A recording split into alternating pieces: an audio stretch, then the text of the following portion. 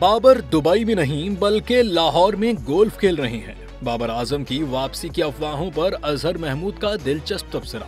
साबिक कप्तान बाबर आजम की कौमी टीम में वापसी की खबरों पर सोशल मीडिया पर खूब चर्चा रहा, जिस पर हेड कोच अजहर महमूद ने दिलचस्प अंदाज में रद्द-ए-अमल दिया। सोशल मीडिया प्लेटफॉर्म एक्स पर अजहर महमूद ने बाबर आजम के हमरा लाहौर के एक गोल्फ कोर्स से तस्वीर शेयर करते हुए लिखा कि बाबर दुबई में नहीं बल्कि लाहौर में गोल्फ खेल रही हैं। वाज़ेह रहे कि बाबर की नेट प्रैक्टिस की वीडियोस वायरल होने के बाद उनकी दोबारा टीम में शमूलियत के हवाले से क़यास आराइयां जोर पकड़ गईं। खास तौर पर अक्टूबर में जनूबी अफ्रीका के खिलाफ होने वाली टेस्ट सीरीज के लिए कुछ मद्दाहों का ख्याल था कि बाबर ने खुफिया तौर पर दुबई में मौजूद कौमी स्क्वाड को ज्वाइन कर लिया है, जिस पर अजहर महमूद की पोस्ट ने अफवाहों को मज़ाहिया अंदाज में मुस्तरद कर दिया।